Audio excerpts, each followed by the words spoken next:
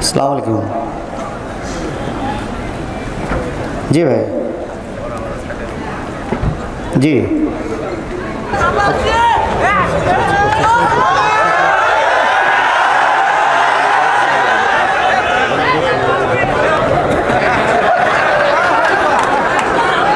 এটাও বুঝতে হবে আমি আজিজুল ইসলাম জিহাদি বেঁচে থাকলে আগামী বছর আবার মাহফিল করা যাবে, কিন্তু আজকে যদি আমাকে কেউ গুলি করে মারে তাহলে কি হলো? এ কথা মনে করি না জিহাদি মনে হয় বিক্রি হয়ে গেছে। আমি কখনো বিক্রি হই না, আমি কখনো বিক্রি হই না, ছেড়ে দেই তবে ছাড় দেই না। আল্লাহ ছেড়ে দেয় কিন্তু ছাড় দেয় না, কথা বলেন ঠিক না বেঠিক? এই জন্য আসসালামু আলাইকুম ওয়া রাহমাতুল্লাহি ওয়া বারাকাতুহু।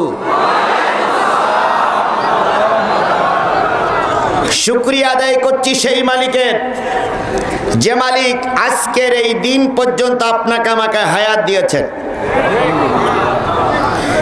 আপনার মতন আমার মতন যাদের বয়স তারা অনেকেই কবরে গেছে, কথা বলেন ঠিক না বেঠিক? কেউ বা হাসপাতালের বিছানে আহাজারি করছে। আল্লাহ পাক ওর থেকে বাছাই করে আপনাকে আমাকে কিসের মাহফিলে কবুল করলেন? জোরে বলেন কিসের মাহফিলে কবুল করলেন? কোরআনের মাহফিলে আসা সকলের কপালে জোটে না, আপনার আমার কপালে জুটেছে। আপনারা খুশি না বেজার?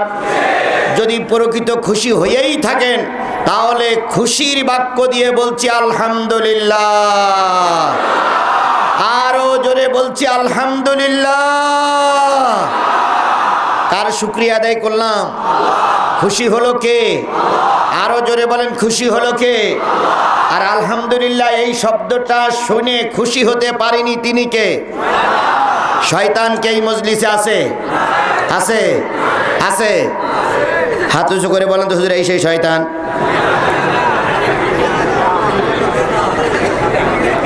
নাই, কিন্তু ভাবে বোঝা যায়। ভাবে বোঝা যায় না? কিভাবে বুঝবেন? আলহামদুলিল্লাহ বলার সময় সামনে ডাইনে বামে তাকাবেন, যদি মুখ না খোলে তাহলে হাত উঁচু করে বলবেন হুজুর পাওয়া গেছে মাল। তাহলে এবার সবাই মিলে জোরে সোরে বলুন তো আলহামদুলিল্লাহ। শুকরিয়া। বিশ্ব মানবতার শ্রেষ্ঠ বন্ধু, সমস্ত নবী রাসূলদের শ্রেষ্ঠ রাসূল, আমাদের প্রিয় ভাজন নেতা, যার সুপারিশ ছাড়া কোনো মানুষ জান্নাতে যেতে পারবে না, সেই নন্দিত নেতার নামে দুরূদ আর সালাম সবাই মিলে বলছি সাল্লাল্লাহু আলাইহি ওয়াসাল্লাম। আল্লাহ বলতেছেন ফালা ওয়া রাব্বিকা লা ইউমিনুনা হাত্তা ইউহাক্কিমুকা ফীমা শাজারা বাইনাহুম সুম্মা লা ইয়াজিদু ফি আনফুসিহিম হারাজাম মিম্মা কাদাইতা ওয়া ইউসাল্লিমু তাসলিমা।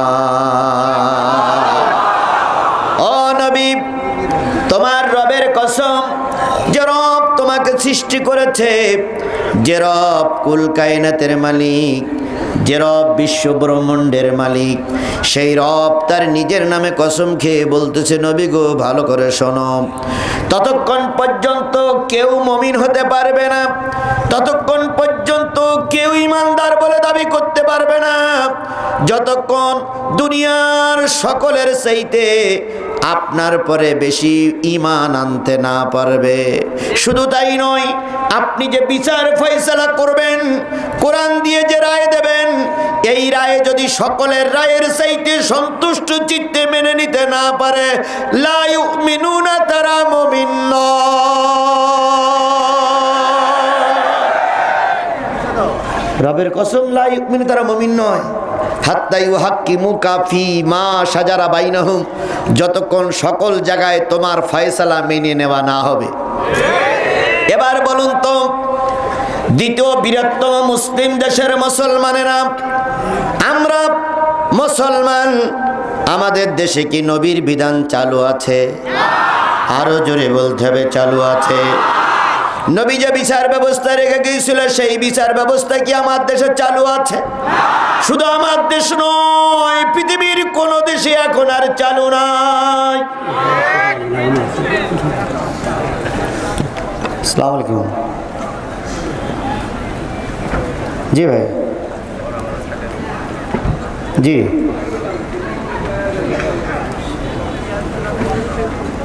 আচ্ছা আচ্ছা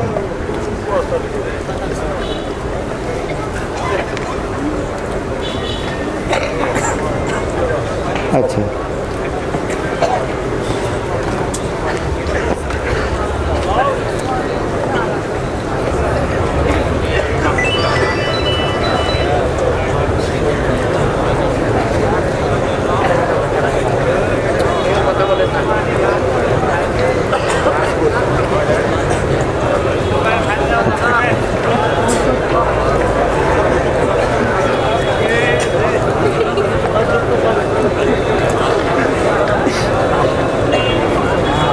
আচ্ছা ধন্যবাদ।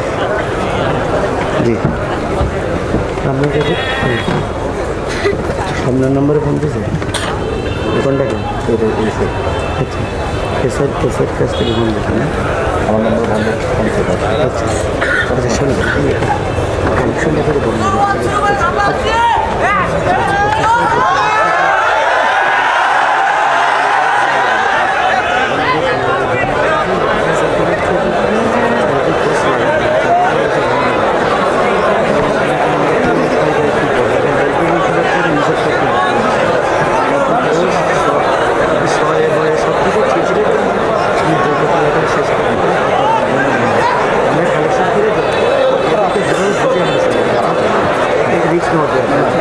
আপনারও বিপদ হবে না, আরও ওসিল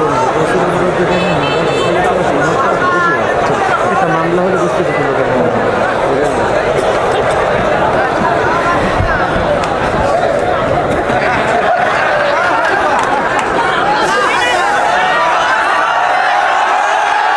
আচ্ছা হবে, সবাই মিলে জিকির করেন সুবহানাল্লাহ আলহামদুলিল্লাহ লা ইলাহা ইল্লাল্লাহ। আরো জোরে সুবহানাল্লাহ আলহামদুলিল্লাহ লা ইলাহা ইল্লাল্লাহ। আরো জোরে সুবহানাল্লাহ আলহামদুলিল্লাহ লা ইলাহা লা ইলাহা ইল্লাল্লাহ মুহাম্মদ সাল্লাল্লাহু।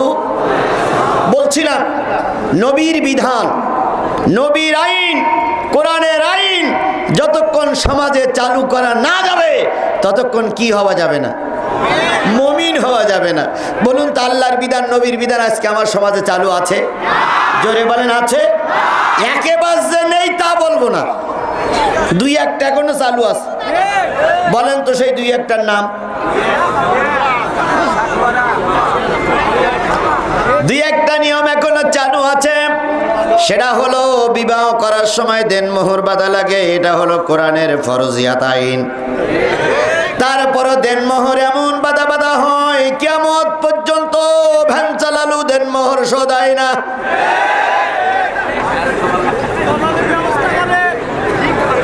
এরপরে হলো দ্বিতীয় যেটা চালু আছে সেটা হলো ফারায়েজ। এক ছেলে সমান কয় মেয়ে? ও আমার জাতি, এরপরে এমন একটা অবস্থা হয় সব হাজী সাহেবরা, সব নেতারা জমিগুলো সব ছেলেদের নামে লিখে দিয়ে মেয়েদের বেঈমানি করে যায়। এখন যদি ছেলেদের নামে দিয়ে মেয়েদের বেঈমানি করে যান, কিয়ামতের দিন ওই মেয়ে আদালত আখিরাতে নালিশ করবে, হাজিগিরি সব শেষ হয়ে যাবে। অথচ আমাদের সমাজে এরাই চালু আছে। কথা বলেন ঠিক না বেঠিক? এবার আসুন, এই আয়াতটা যখন নাজিল হলো, আল্লাহর নবী তখন মদিনার প্রেসিডেন্ট। কোন জায়গার প্রেসিডেন্ট? মদিনার প্রেসিডেন্ট। কেবল একটা ছোট্ট ইসলামী রাষ্ট্র তৈরি হয়ে গেছে। সেই সময় কিছু মুসলমানদের কিছু জায়গা দিয়েছে মুহাজিররা, মুসলমানদের ঘর বাড়ি করার জায়গা করে দিয়েছে মুসলমানেরা, মুহাজিরিরা। এরপর আনজার মুহাজির মিলে দুইজনে মিলে ঘর বাড়ি বসবাস করতেছে। হঠাৎ করে মক্কা থেকে একজন লোক রসুলের সঙ্গে চলে গিয়েছিলেন মুহাজির হিসেবে। তিনি ওখানে যে রসুলের কাছ থেকে কিছু জায়গা পেয়ে গেলেন, আনসারদের জায়গা। কিন্তু যতটুকু জায়গা পেয়েছেন তাতে তিনি সন্তুষ্ট নয়, তাই টার্গেট নিল দলের দোহাই দিয়ে যদি কিছু জায়গা বেশি করে নেওয়া যায়। কিসের দোহাই দিয়ে? দলের দোহাই দিয়ে। যেহেতু আমার নেতা এখন ক্ষমতা, যার নেতা যখন ক্ষমতা থাকে তার তখন একটু গা গরম হয়। এখন আর এই নিয়মগুলো চালু নাই, এখন সবাই জিবরিল ছোট ভাই, জিবরাইল আমিনের ছোট ভাই সবাই নাকি। এখন উনি রসুলের দোহাই দিকে কিছু জায়গা একজন ইহুদির জায়গা রাতারাতি দখল করে নিয়েছে। তো ইহুদির জায়গা যখন রাতারাতি দখল হয়ে গেছে, ইহুদি পরের দিন চিন্তা করছে মুসলমানরা ক্ষমতায়, মুসলমানরা পাওয়ারে, মুসলমানের নবী পাওয়ারে, আর তাদের দলের লোক আমার জমি ঠেলে এনেছে, তাহলে বিচার কোন জায়গায় দেব? বিচার দেওয়ার জায়গার আছে? কারণ যাদের নেতা, যারা ক্ষমতায়, তাদের নেতারা যদি জমি মানে জোর করে নিয়ে নেয়, রাতারাতি ঘর ভেঙে ফেলে, রাতারাতি যদি ঠেলিয়ে একদিক চলে যায়, তা বিচার দেওয়ার মতন জায়গা তো থাকে না। কিন্তু এই যুগ আর রসুলের যুগ কি এক? জোরে বলেন এক। ইহুদি বললেন হতে পারে না, নবী শুধু মুসলমানের নবী নয়, ওয়ামা আরসালনাকা ইল্লা রাহমাতাল লিল আলামিন।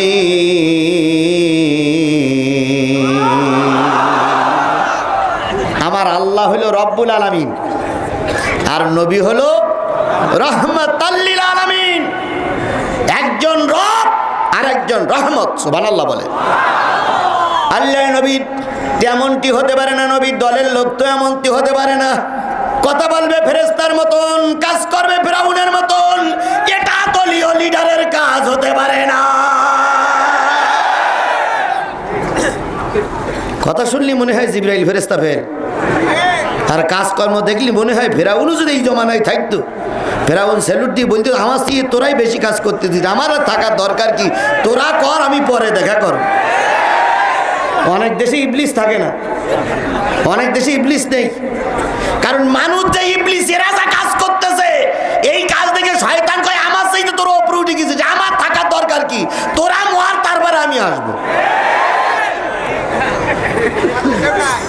না, আমাদের দেশের সম্পর্কে কিছু বলা যাবে না।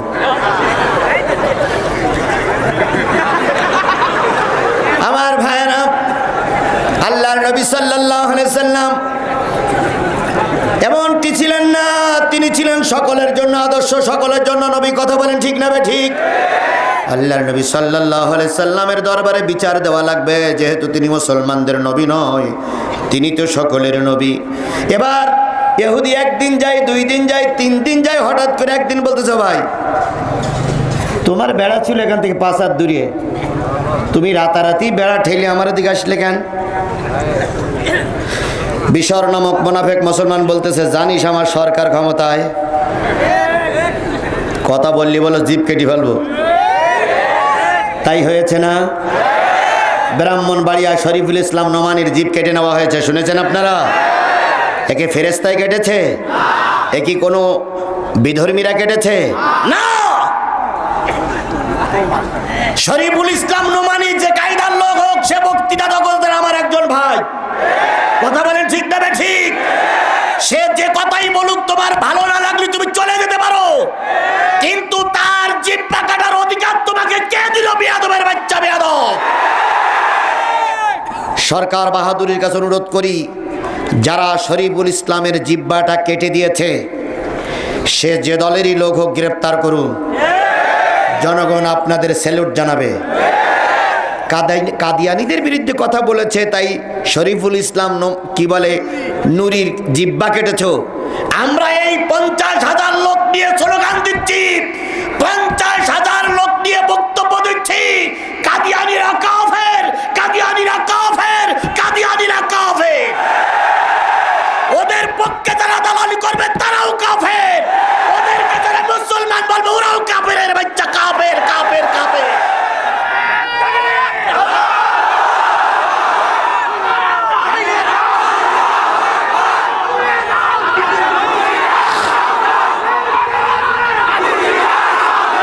শুধু বাংলাদেশ নয়, শোনো মুসলমান, শুধু বাংলাদেশ নয়, পৃথিবীর সকল মুসলমানেরা মনে করে কাদিয়ানীরা কাফের।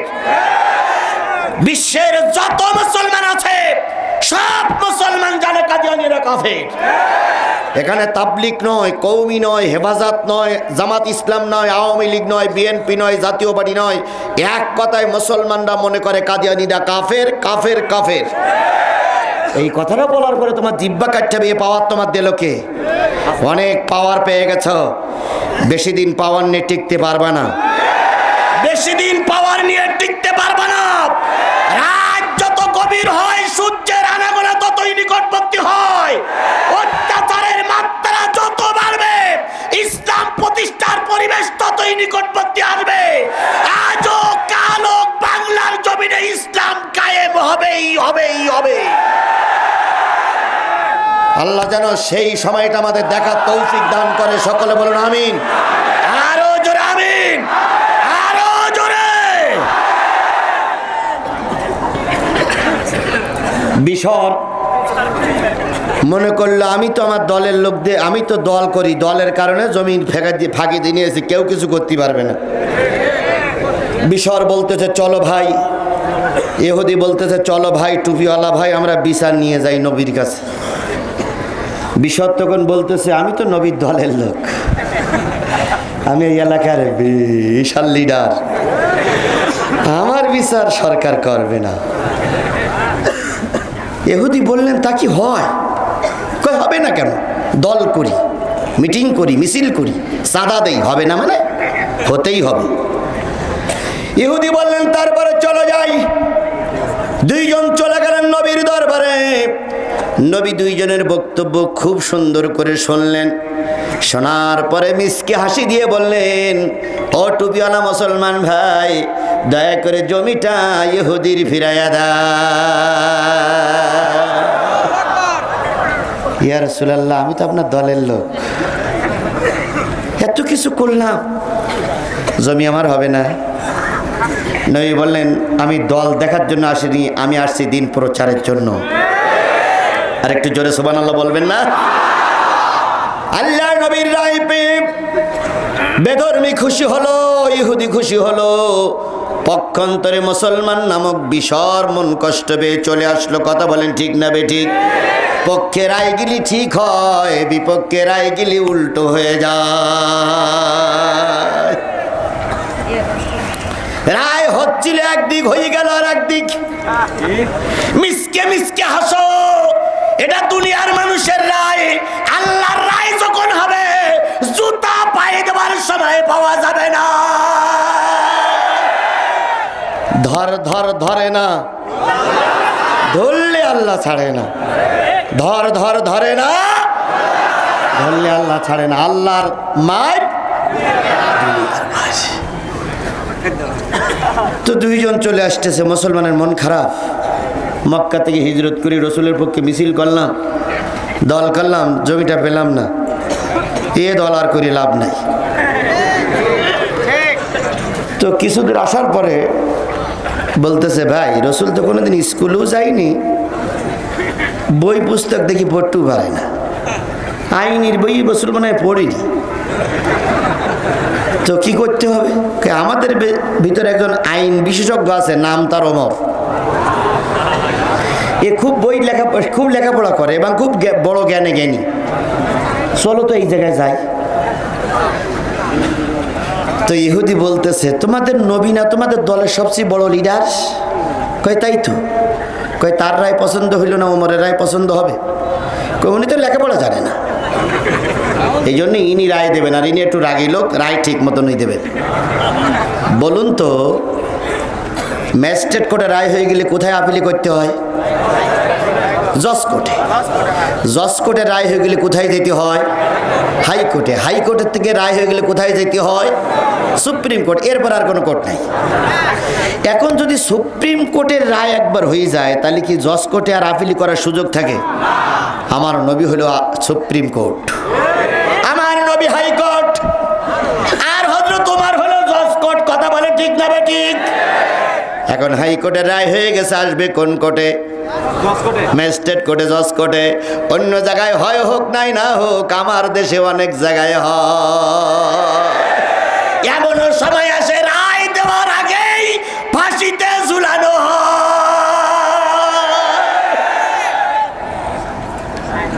তো চলো যাই, তোমাদের দেশে যখন বসবাস করতেছি তোমরা যেটা বলো ওটাই মেনে নিতে হবে। এখন যদি বলো হুজুর হজ করা যাবে না, ঠিক আছে, আসসালামু আলাইকুম। যদি বলো হজ করে না,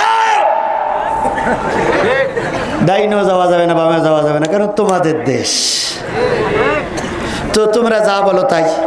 ওমরের কাছে গেছে, যে ওমরের ডেকে আনার পরে দুইজন বাদী বিবরী কথা বলার পরে হযরত ওমর বলতেছে, রায় কি হয়েছে? কয়, হ্যাঁ, মুহাম্মদ সাল্লাল্লাহু আলাইহি ওয়াসাল্লাম রায় দিয়েছে জমি ইহুদির। ওমর বললেন, তাহলে বসে আমি একটু ঘরের ভিতর থেকে আসি।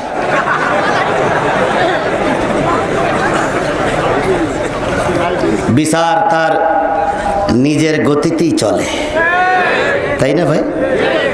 কিন্তু অন্য লোকের রায় বিচারপতিরা পড়ি শোনায়, এইটা হলো নিচের গতিতেই চলা।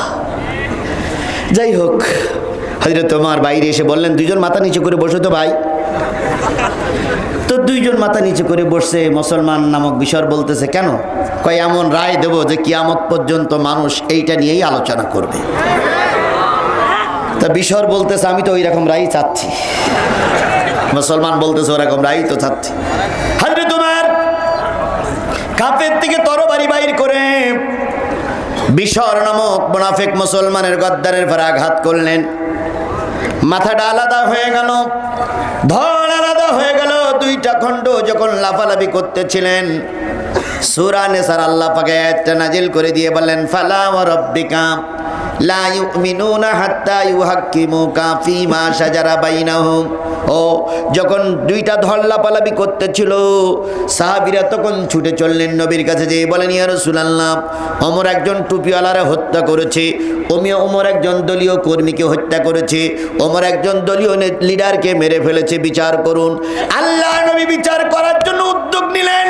ঠিক সেই সময় জিবরিল এসে বলেন, ইয়া রাসূলুল্লাহ, আপনি যে রায়টা দিলেন কোরআন দিয়ে হাদিস দিয়ে, এই রায় যেই ব্যক্তি সন্তুষ্ট চিত্তে মেনে নিতে পারে নাই, ওই ব্যক্তি যতই টুপিওয়ালা হোক, পাগড়িওয়ালা হোক, ওই ব্যক্তি যতই নামাজ পড়নেওয়ালা হোক, আল্লাহর কোরআনের ভাষায় এই ব্যক্তি মুসলমান না। তাহলে এই দৃষ্টিকোণ থেকে যদি বিচার করা হয়, মুসলমান হাজারে কয়জন আছে? আছে কিনা আমার সন্দেহ লাগে। কথা বলেন ঠিক না বে ঠিক? আবার মঞ্চে দাঁড়িয়ে বলে, আমরা কি মুসলমান না? আমাদের কি ঈমান নেই? আছে কিনা ইবলিস শয়তানের কাছে জিজ্ঞেস করতে হবে। আমরা উত্তর দিলে কাজ হবে না। তাহলে নবীর আনা সেই কোরআনের বিধান আজ সমাজ আমাদের চালু করার জন্য মাঝে মাঝে কিছু কথা বলি। যে রসুলের পরে দুরুদ না পড়লে উম্মত থাকা যায় না, সেই রসুলের নামে দুরুদ আর সালাম সকলে মিলে বলছি সাল্লাল্লাহু আলাইহি ওয়াসাল্লাম। বন্ধুগণ, আমি সূরা তাওবার 24 নম্বর আয়াতের আলোচনা করতে করতে 2টা পয়েন্টে আলোচনা করেছিলাম। 8টা পয়েন্টে আলোচনা করার কথা ছিল, 2টা পয়েন্টে আলোচনা করেছিলাম, আর 6টা পয়েন্ট আজকের আলোচনার বিষয়বস্তু। 6টা পয়েন্টের আলোচনা যদি হয়, আপনারা কি চলে যাবেন আমাকে রেখে? সমস্যা যদি হয়, আচ্ছা ঠিক আছে। যদি প্রকৃতপক্ষে আপনারা অন্তর দিয়ে কথাগুলো বলি থাকেন, তাহলে এই মাহফিল শুরুর আগে কর্তৃপক্ষ কিন্তু উসপিস করতেছে। কেন না, কেন? মাহফিলের একটা বিশাল খরচের ব্যাপার স্যাপার আছে। এখন এই মাহফিলের খরচের ব্যাপার স্যাপারটা রক্ষা করার জন্য 20, 50, 100 করে টাকা যদি আমি ওদের হাতে দিতে পারি, তাহলে ওনারা কিন্তু খুশি হয়ে আমাদের মাহফিলটা করার পরিবেশ তৈরি করে দিবেন। আপনারা টেনশন করেন না, এখানে পুলিশের লোক আছে, ওনারা শান্তি শৃঙ্খলা বজায় রাখার জন্য এসেছেন। এটা ওনাদের নৈতিক দায়িত্ব। কথা বলেন ঠিক না ঠিক? শাহজাহানপুর এই মাহফিলে যদি কোনো অরাজকতা ঘটে, যদি কোনো বিশৃঙ্খলা হয়, তাহলে ঊর্ধ্বতন কর্মকর্তার কাছে ওনাদের কৈফিয়ত দিতে হয়। এটা কি আপনারা বোঝেন?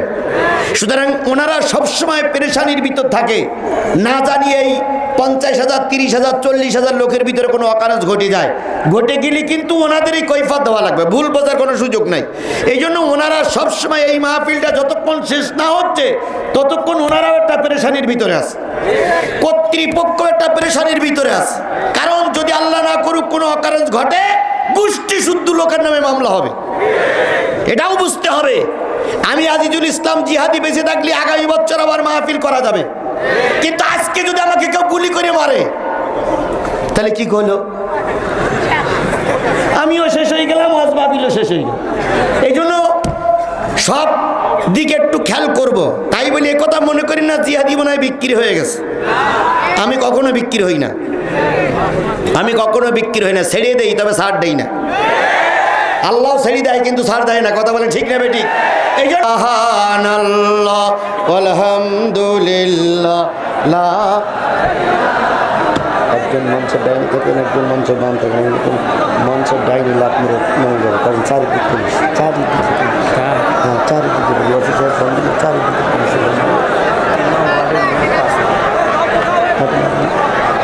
আপনি বললেন দেখুন এই পাশে না, আপনি এই পাশে দিয়ে চেয়ারে বসেন, এই পাশে দিয়ে ডাইনি নিচে, নিচে নিচে নিচে নিচে। ওয়ার্ডের মেম্বার কি নাম?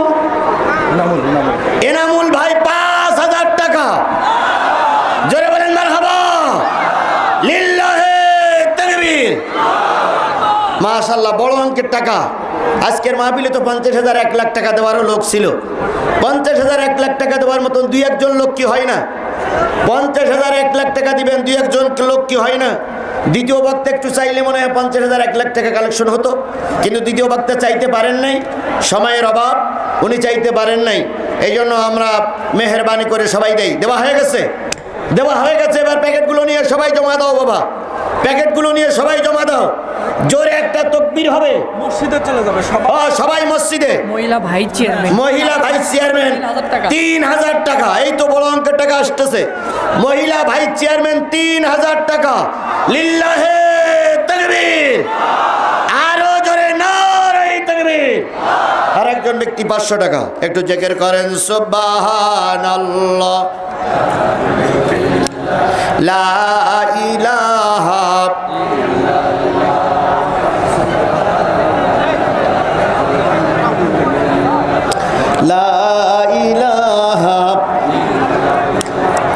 সুবহানাল্লাহ আলহামদুলিল্লাহ লা ইলাহা, জোরে জোরে লা ইলাহা।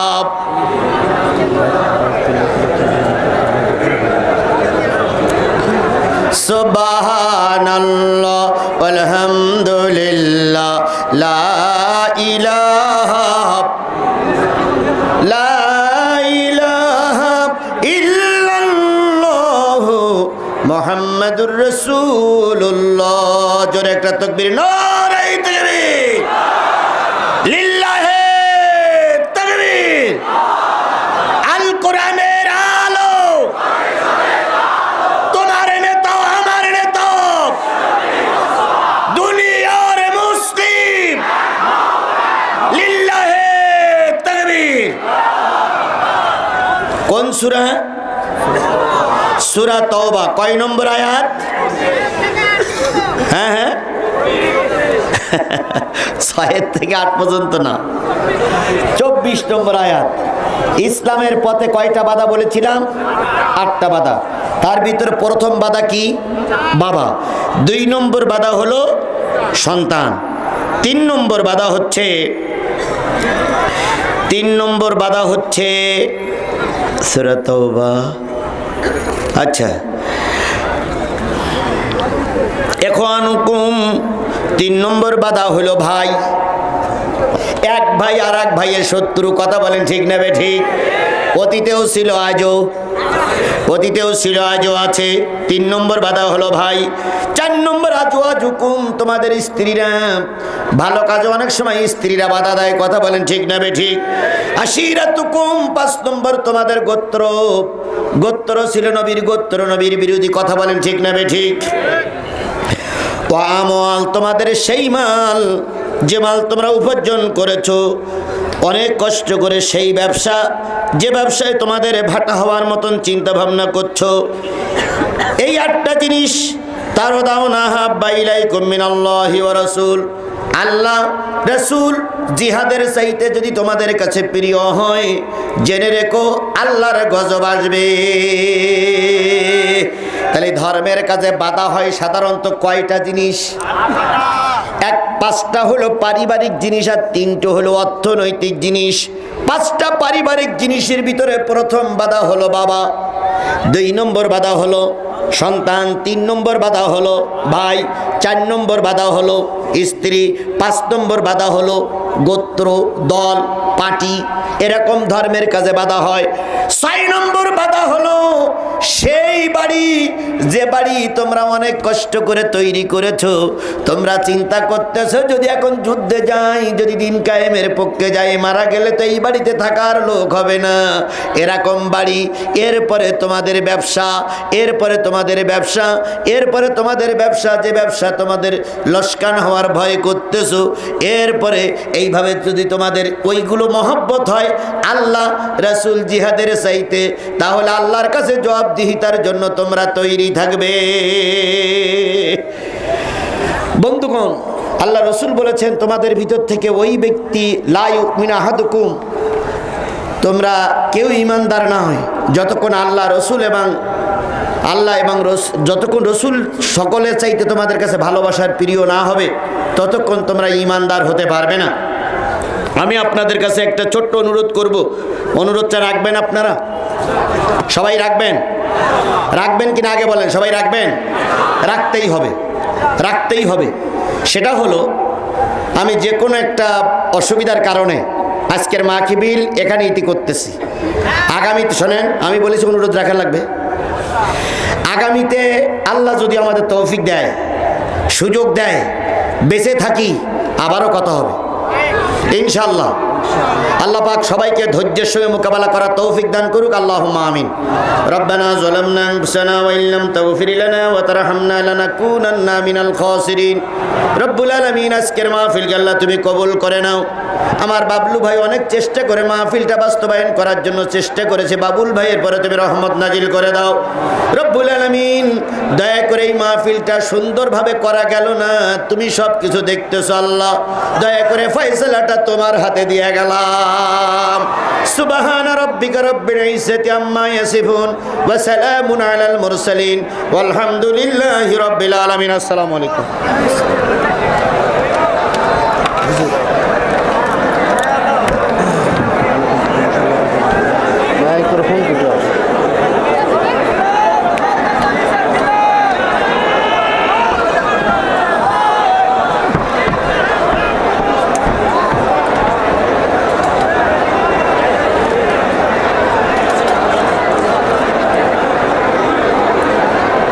মাইক্রোফোন কোনটা?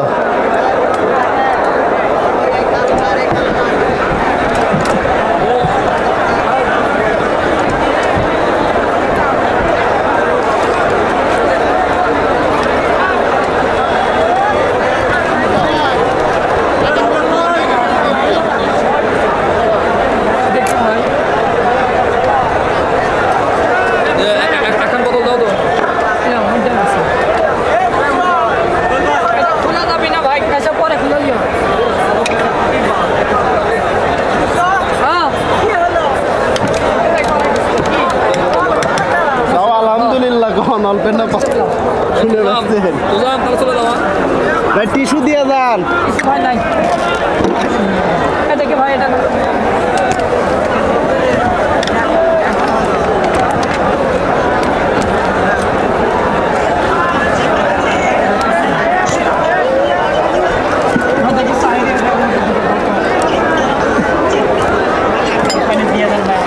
না না ভাই, লোক আছে আমাকে রে। না না, লোক আছে, আল্লাহ কথা না।